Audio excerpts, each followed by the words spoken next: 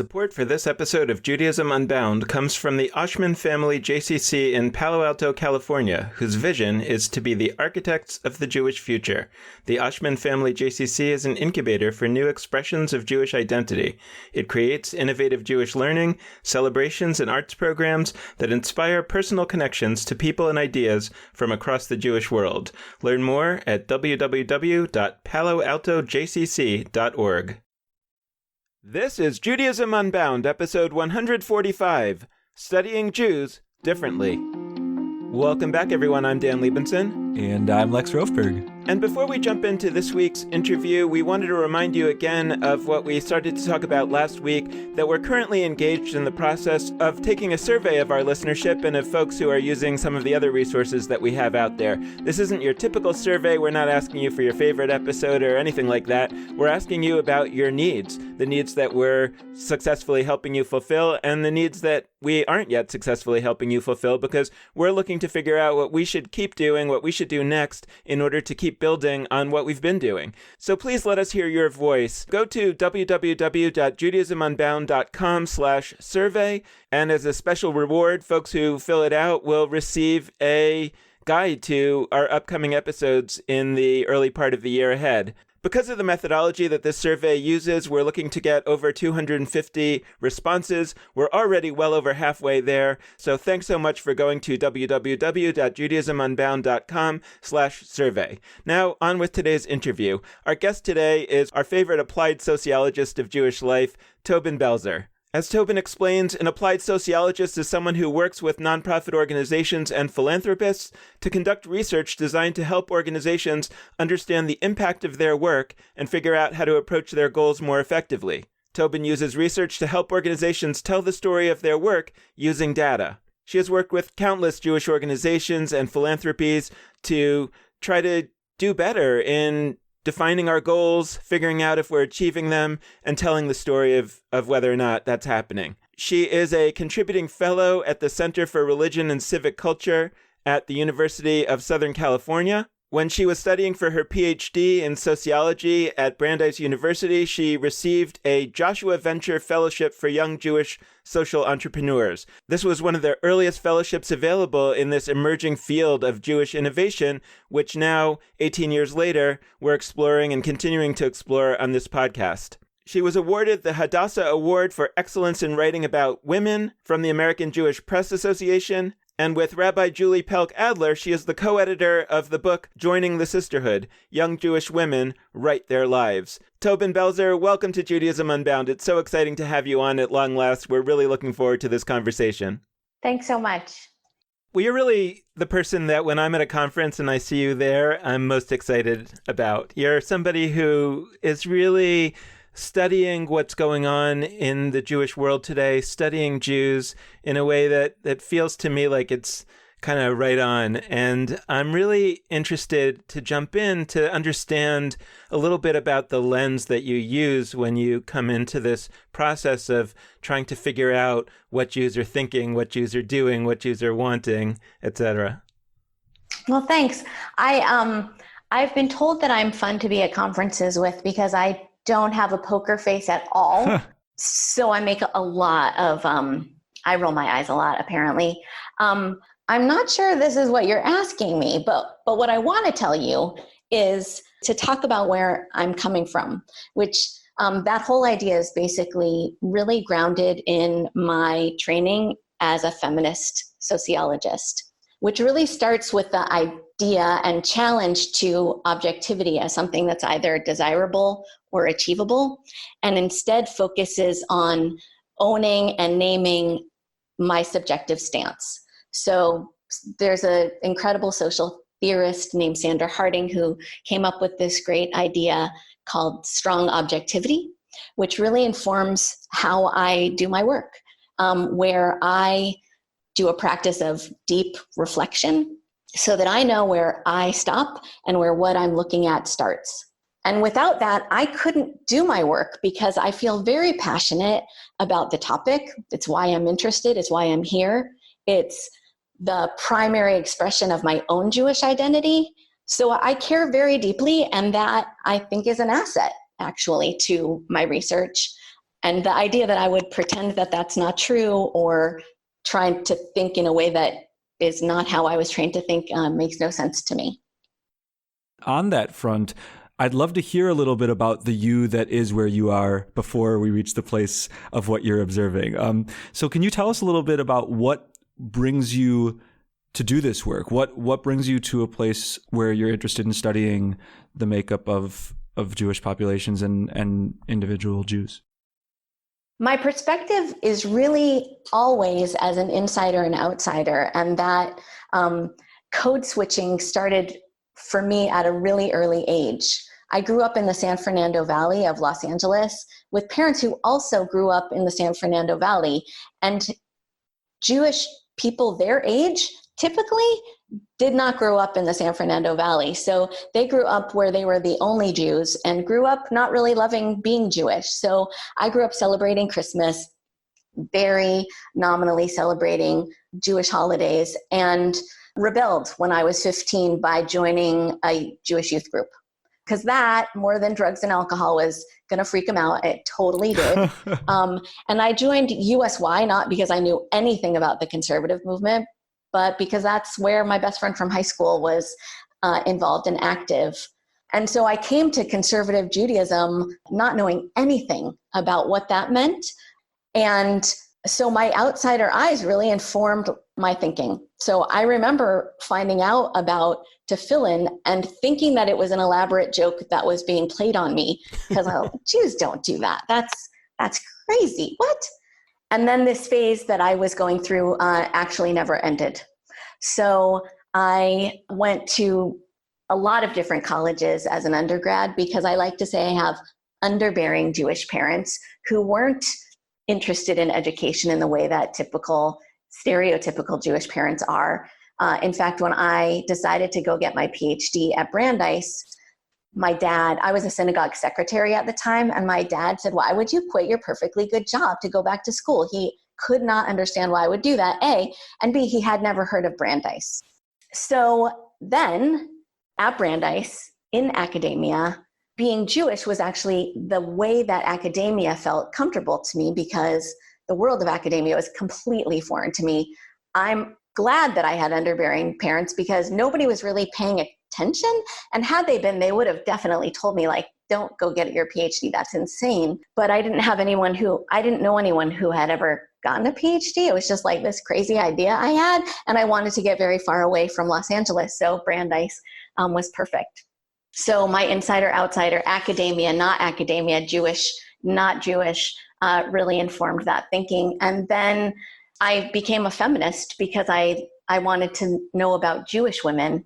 And so that again sort of put me outside. And I studied qualitative feminist methods really before I learned I learned the criticism of sociology before I learned the classic sociology. I'm affiliated at the Center for Religion and Civic Culture at USC, where I love being one of the only scholars who focuses on Jews. First of all, the fact that I also work on Christian, Catholic, and Muslim studies really informs and enlivens and refreshes my perspective on my Jewish research. And secondly, I love being the Jew among non-Jewish people. It's really fascinating. Can you help us understand a little bit more what you just talked about, the sort of differences between approaches that sociologists and other folks take when they're looking at something like the state of the Jews today? The research out there in the Jewish world that is most commonly read is quantitative. Jews are very interested in counting themselves. I'm less interested in counting Jews, which is really challenging because especially in my role as an applied sociologist, so I'm hired by nonprofit organizations and philanthropists to design research and evaluation to help organizations tell the story of the work they're doing and to figure out how to do that work better. And because I'm a qualitative sociologist, my interest is to find out how these initiatives that I work on, lots of fellowships, lots of creative, cultural, innovative, although I'm not sure what that means anymore, projects, how they affect people's lives. So my favorite thing to do, and I'm astounded that I get to do this for a living, is hear about what being Jewish means to people, which is really different than how many Jewish people are being Jewish, and really different than the researcher defining the different ways to be Jewish and then figuring out how to put my research subjects into the boxes that I have defined.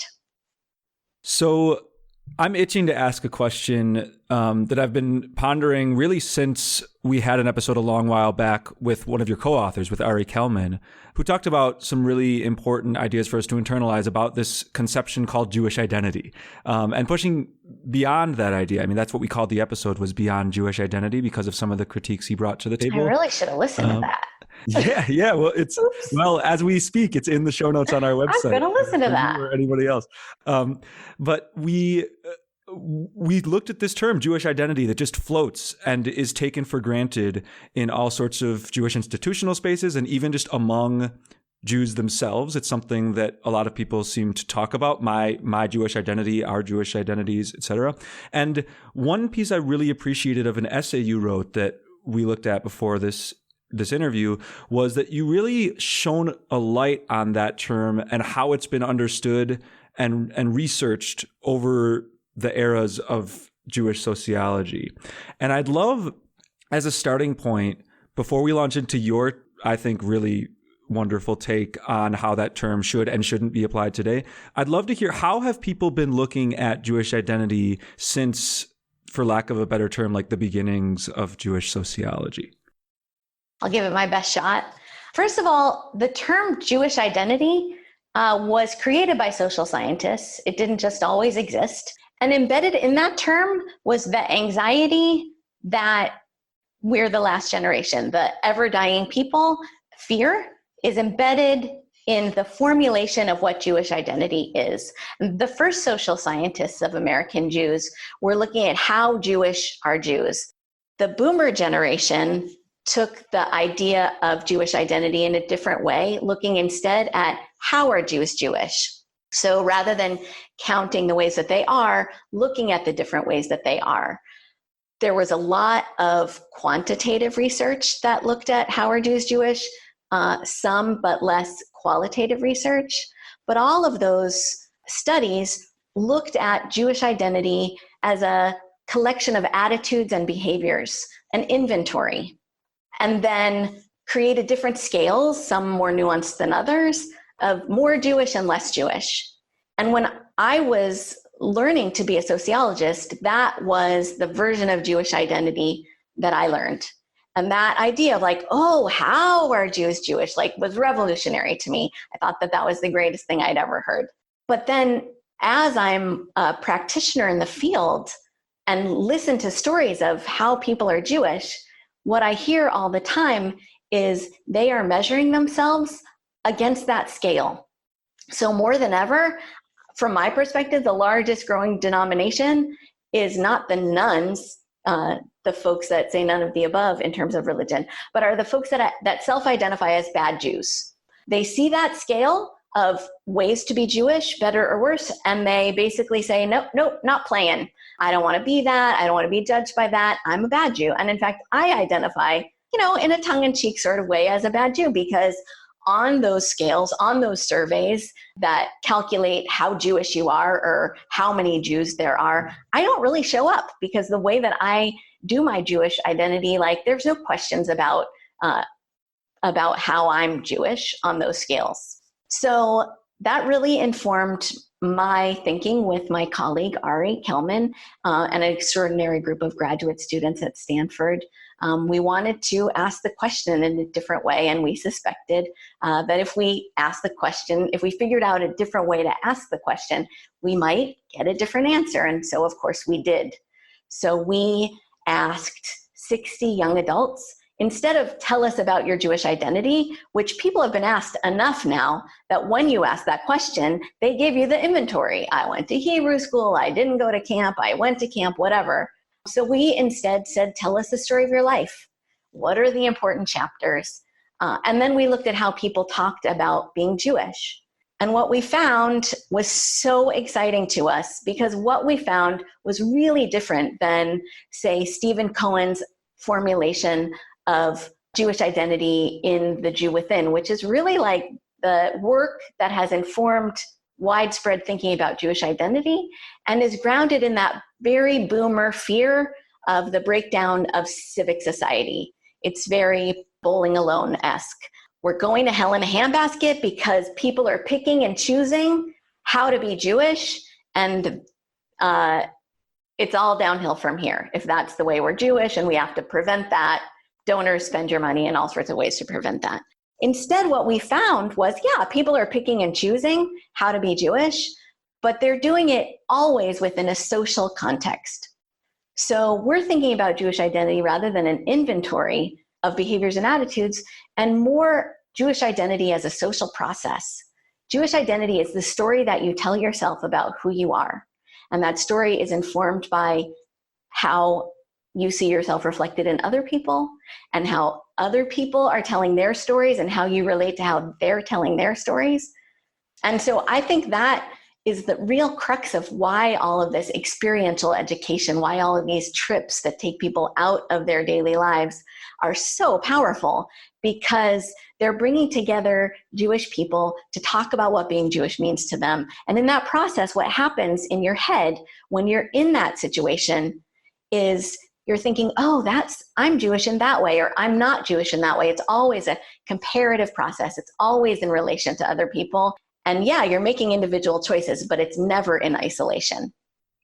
And how do you think that discovery and that point of view, what are the implications of it? And one of the things that I think is sort of inside of this question is, how do we think about sociology as an academic discipline that studies people and just finds whatever it finds, and how interesting and how wonderful, right? And that's kind of the academic point of view.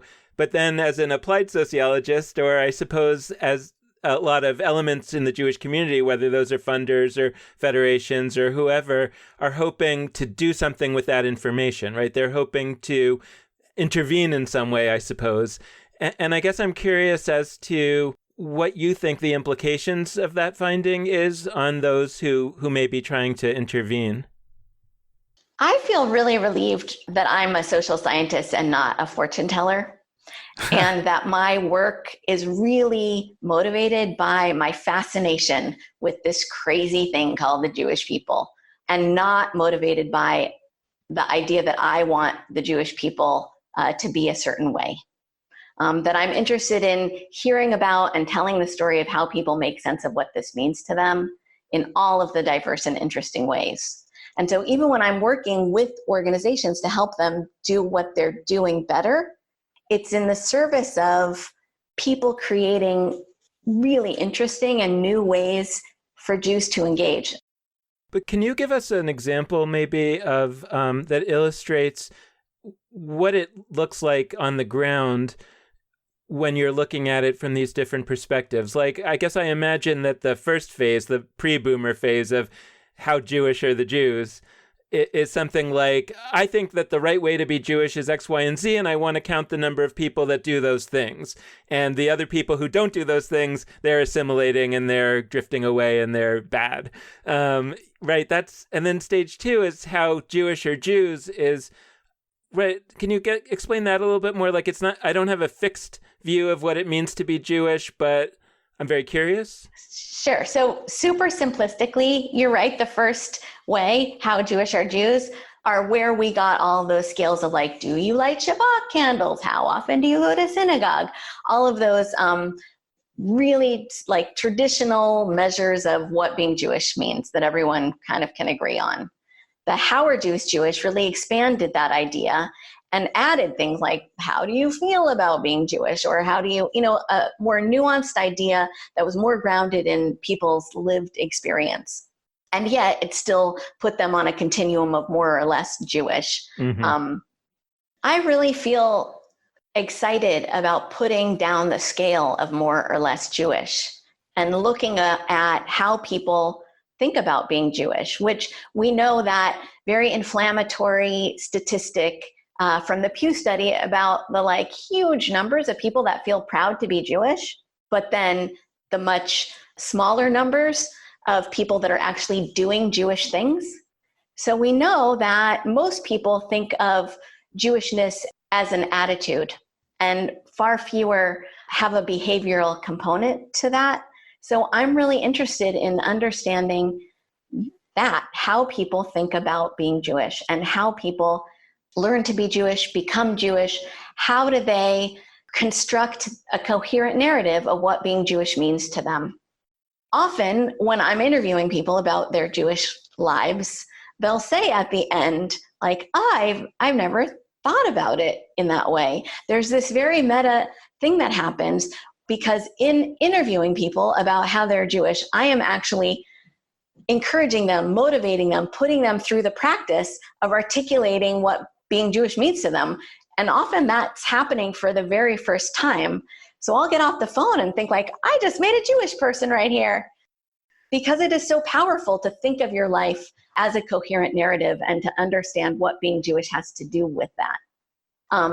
It means easing up on the idea of success as the number of people who come, and leaning into that idea of success as what are the ways that this enriched your life or helped you feel like a better person or helped you act like a better person. It's less easy to quantify. I really like to push back on the idea that if we quantify qualitative things, that means more. I don't think it does. I really want to crack open the pages and the ideas of this incredible piece that you co-wrote about the social self and about like the Jewish social self. I don't know if you use that phrase, but I would look at it that way, because you made a distinction that for me, whether or not you intended it this way, it actually was like a spiritual kind of moment for me. And I'm using that word intentionally, knowing that it's like a fluffy and interesting and complicated word. But I had an emotional, meaning-based moment that was not just, oh, I'm learning a thing, when you made this distinction. And I say that, A, because I think we should name that academia and like the practice of Judaism, while they are seen as entirely separate baskets, can sometimes blur in interesting ways. That said, here's the thing that gave me that spiritual moment.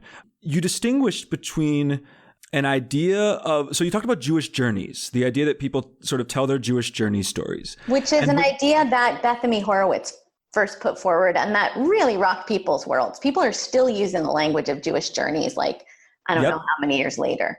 Oh, yeah. And I 100% in multiple of, you mentioned your youth group. I mean, in my youth group, in my Hillel context, it's all over, like we used that phrase, and it was very much a cool, hip, I'm using that word, cool, hip way of understanding what this whole thing is and how we exist as Jews. And we sort of would share our Jewish journeys.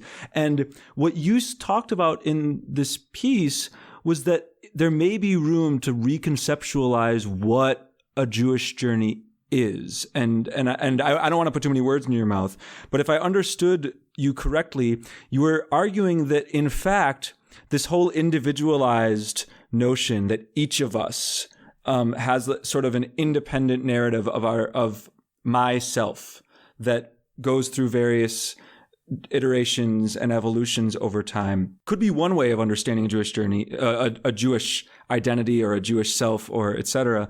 But we could also look at each Jewish journey story as fundamentally intertwined with others to a place that's more than just, Dan Liebenson influences my Jewish story, but actually the story of Dan Liebenson is part of my story. It seems like it would actually, on a fundamental level, really overturn a lot of ways that we think about Jewish identity, and I think positive ways.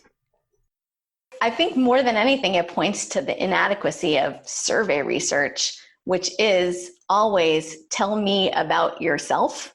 And there is often a question in there of like, do you have Jewish friends? That's a sort of surrogate for like, it's Jewishness as a social process.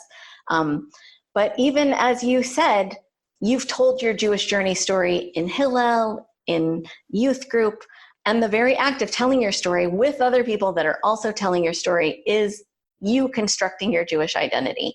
And that interconnectedness is fundamental to what being Jewish means. You can't be Jewish by yourself. I think we've known that for a really long time. And so to look at what being Jewish means to individuals really misses the point.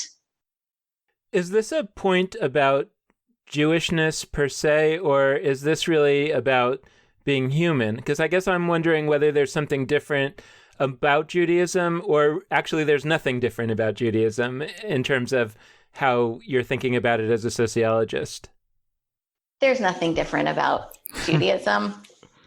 Most social scientists think of identity as a social process. It's a social construction. We make it up, and we make it up together.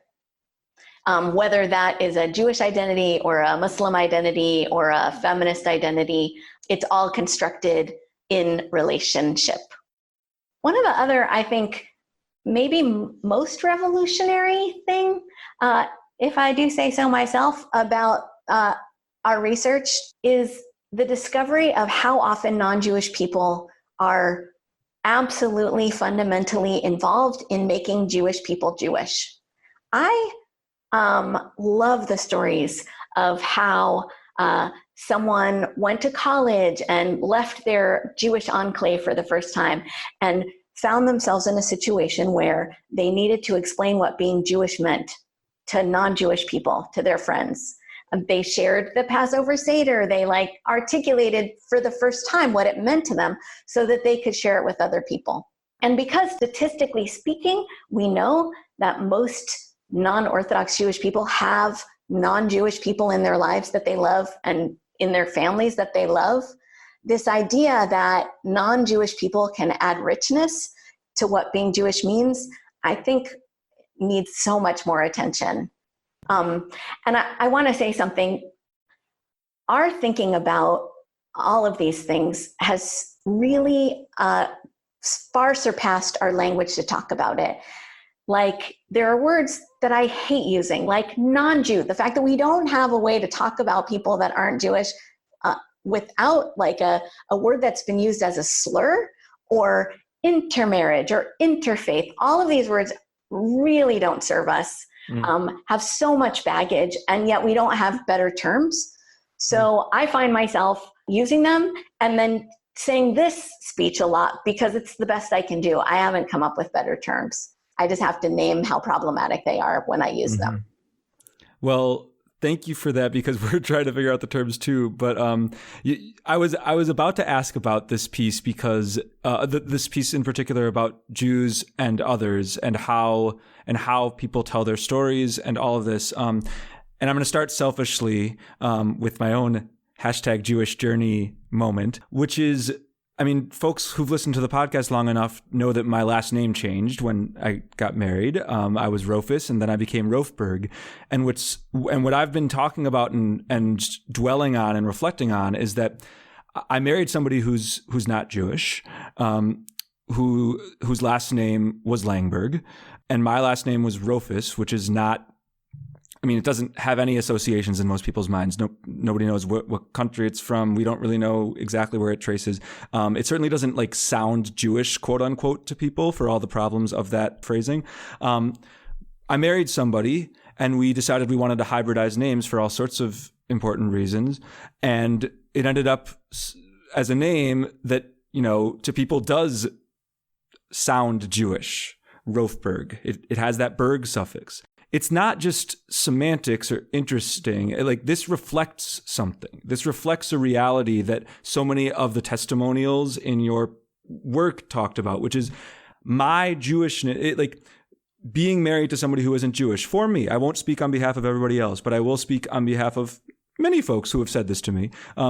That fact, it's not despite that fact that I have a lived, empowered, inspired Jewish identity, in quotes. It is precisely because of that. It's really being in groups with anybody that encourage you to think about who you are. It's funny. I love singing my heart out to Jesus. Church is so accessible. There's words and notes, and it makes me feel so Jewish. I can't explain it exactly, but showing up in that way makes me just feel like my Jewish identity is so strong that I can sing my heart out to Jesus. I love to sing. That was also one of my entry points into being Jewish. And it doesn't threaten me at all. One of the extraordinary things about contemporary Jewish identity is that you can be very Jewish no matter who you're married to. And because of who you're married to, not in spite of who you're married to. What you've asked makes me think about the intermarriage fear. I was working with an organization that is trying to figure out how to be more welcoming to folks that have married people who aren't Jewish. Again, that language problem is so bumpy. And someone raised their hand with not a new fear, but basically like, if we welcome people into our congregation that are married to non-Jewish people, what message are we sending to our kids? Like, we can't be kind to those people. We can't be welcoming to those people because we don't want our kids to know that that is a valid choice. There's so much that is so troubling about that.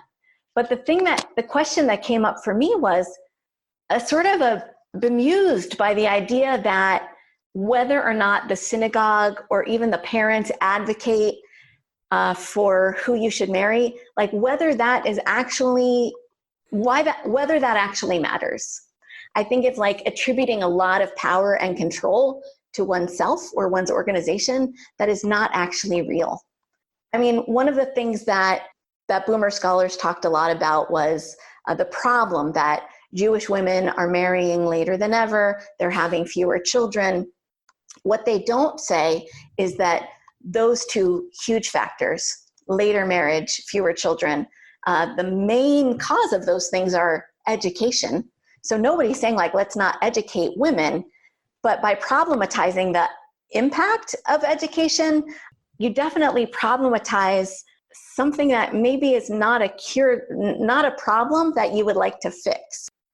One of the things that happens for me a lot is people who are completely unaffiliated talking about like, are we allowed to do this? People who have a Jewish dad but not a Jewish mom asking like, I'm not sure I count as Jewish. And my response to that is like, do you live your life attending to the ideas of the people who would count you or not count you? Like those old white rabbis, like, do you care what they think in any other circumstance of your life? Like, why are you caring what they think now? It doesn't matter. If you think you're Jewish, you're Jewish. And I know that's very scary to people, and it brings that content question, but what does it mean? And if they don't do anything Jewish, if they only think they're Jewish, that's very dangerous. And it's only dangerous if your investment is entirely about continuity. That may well be a critical marker of the change of era that we're in Jewishly, right? Because I think that the idea that there was a particular set of people in charge was pretty definitional of, let's say, pre-Enlightenment Judaism, right? And it feels like what you're describing is something that I very much agree with, but I also think that there's a group of folks who very much don't agree, right? And who very much think like, no, Judaism is a distinct thing and there's a distinct authority structure and maybe that can change and maybe you should lobby for changes in it. Even in the reform movement, right? I mean, that they said, well, okay, so we're going to change the definition and say you can also be Jewish if only your father was Jewish. But nevertheless, we have an authority structure that says these are the rules of the game. And what you're describing is something that says to somebody, why are you playing by rules of the game that you don't subscribe to? What I'm saying definitely sheds light on the power dynamics of who gets to define and who's paying attention to who's defining. It makes me think about Anita Diamond's the latest edition of her book about Jewish marriage, where she talks about how in this edition, it's not how do you find a rabbi to marry you, it's why you would want to find a rabbi to marry you. Because people know now they can be married by whoever they want You don't need a rabbi to be Jewish. You don't need a synagogue to be Jewish. And yeah, that's terrifying to the folks that make a living, find the most meaning, have their entire life structured around these institutions that aren't necessarily the authority to most people. So we are arcing towards the close of this episode, and I really appreciate all the threads that you've opened up that I think are going to just really be pieces that we bring into our future conversations. But before we do close, I would love to hear more from you on the thread of tradition. I won't sing Fiddler on the Roof, as is the tendency among our people when the word tradition comes up, but I'm thinking it for any listeners out there. You and Ari Kelman and your co-authors found in your conversations that people were invoking this word tradition a great deal. And I'd love to hear from you as we close, to open another Pandora's box. Just what were people talking about, and how, in your experience, do Jews relate to this concept of tradition in ways that could be illuminating? I think actually more than anything, the major finding that I was interested in from that research was a methodological question, was what happens when you use different words or when you probe the words that they're using. So great, they say, I'm not religious, but, and then they describe all the ways that someone maybe from the outside would characterize them as religious. So they talked about all of the things that you might think of. They talked about being with their family. They talked about loving to sing prayers on Shabbat. They talked about Jewish education, but it was the language that they used that was different and interesting. And so to watch them differentiate themselves in that way, what they showed us about what they think of as religion, which is disdain for institutions and disdain for maybe more sort of particularist experiences, it really marks post-boomer thinking. These folks grew up knowing that there are lots of different ways to be in the world and chafing against the idea that one way is better than the other. That's what the sort of ethos of growing up was about for most, let's name it as white, middle class, cisgender folks. And so this idea of triumphalist idea of that my way is the way is really counter to the way that they think, which is why you hear a lot about young people who say that they don't want to be affiliated with a Jewish organization where they wouldn't feel comfortable bringing their friends, their non-Jewish friends, or even their Jewish friends who know less or have had less extensive experiences.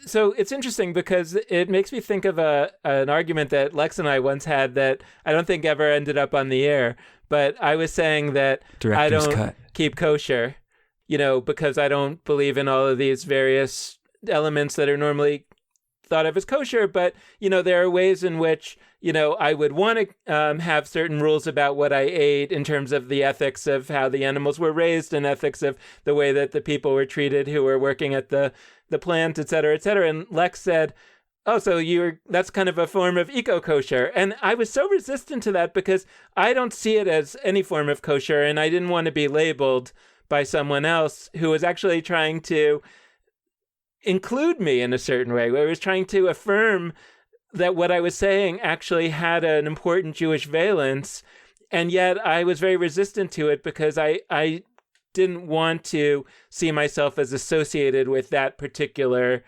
language and that particular word. And I guess it strikes me that a lot of times you hear conversations between, let's say, millennials and a boomer who might be a rabbi, and the millennial saying how, I don't believe in this, that, and the other, but I do X, Y, and Z. And often I've heard that rabbi say, oh, so you're really very Jewish, you're very religious or whatever. And the person's like, no, I don't want to be regarded that way. And I think that's actually something that's hard to wrap your mind around if you're a Jewish leader of, existing institutions, that actually it's not heard as affirming by someone for you to say, oh, actually, you do fit into my community or into my label, because in some ways they're trying to say, no, I have a take on your label and I don't want to find myself included into it. Well, that is a really fantastic example of how identity works. Someone is saying, here's how I see you. And it's your moment to be like, oh, no, that is not how I see myself. That is such a formative identity moment where maybe until that time you hadn't thought of like, oh, actually I chafe against being seen as kosher in any way. How interesting. And how challenging and problematic and sometimes wonderful it is to label other people with terms that make sense to you. It reminds me of how when there is a non-Jewish person very involved Jewishly and people say like, you're an honorary Jew. I think that's so gross. And some people think that's like a compliment. Like, actually, like, can't they just be themselves? But to some people, that's like an honor and that's exciting and it's an acceptance and not what it sounds like to me, where I'm coming from, which is like, you're not okay the way you are. So we're welcoming you, but only in this specific way.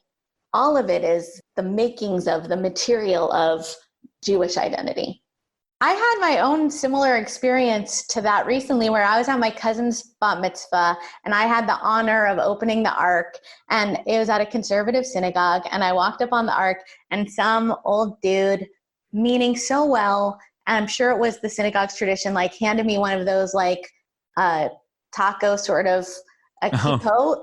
And my first reaction was, I'm a girl, I'm not wearing that. And then my second reaction is like, that was fascinating. Like that was my knee-jerk reaction, not my feminist reaction, not my, like, where did that come from in me? Just the like, I'm not doing what you want me to do just because you want me to do it reaction was fascinatingly more formative than any of my feminist politics or my Jewish desire to be included.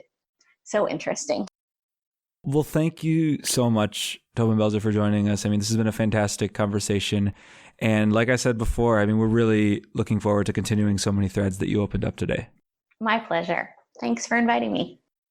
And thanks, of course, to all of you out there listening. We hope you've enjoyed this episode and hope that you'll tune in for more.